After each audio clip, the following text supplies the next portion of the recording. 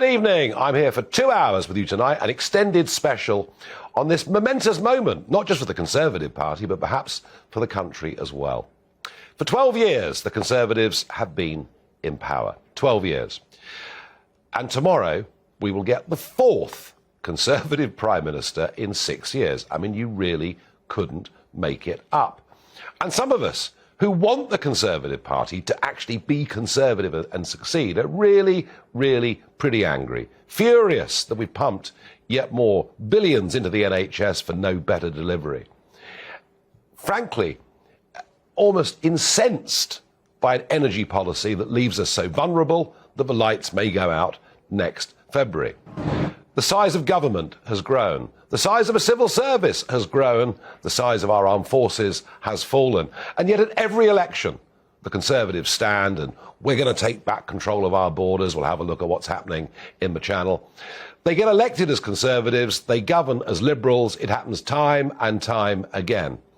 And when Liz Truss won that contest at lunchtime today, this is one of the things that she said to the audience. During this leadership campaign, I campaigned as a Conservative and I will govern as a Conservative. Wow, can you imagine that? A Conservative Prime Minister that will govern as a Conservative? Well, you could knock me down with a feather. I have to say this to you. I know over the last few weeks and months I've been a bit sceptical about Liz Truss. Sceptical because it seems to me she changes her mind on the big topics again and again. But it is in the national interest that she succeeds. And so I am going to give her a fair wind for the next few weeks and months. But I would say three things to Liz Truss. Unless she sorts out the English Channel crisis, and a British Bill of Rights will not do that, she's going to need to grasp the nettle of ECHR, complete Brexit, give us a proper Brexit. She also wants energy.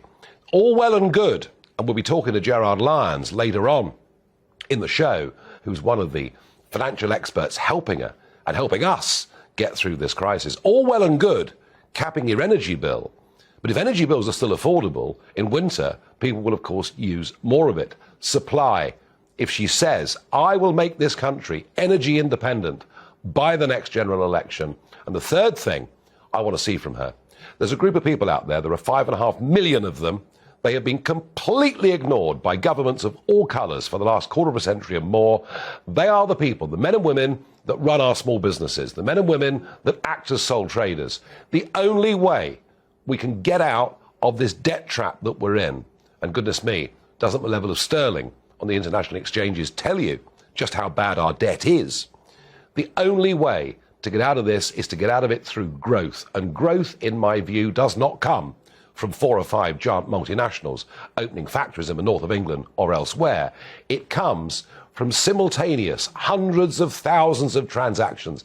That is what momentum in an economy is all about. This group of people were literally threatened by Rishi Sunak, threatened by him during the pandemic, saying the self-employed in future will have to pay more of a share. I hope and pray that for the first time in 40 years, the Conservative Party understand that actually economic growth comes through those millions of small companies. Now, if not, then I believe the Conservatives are drinking in the last chance saloon. They're double digits behind in the polls already. They are headed, in my opinion, for a 1997-style wipeout at the next election, unless Liz Truss can do those three things, and of course, much more too. Do you agree with me? Are the Conservatives drinking in the last chance saloon? Give me your thoughts, please. Farage at GBNews.uk.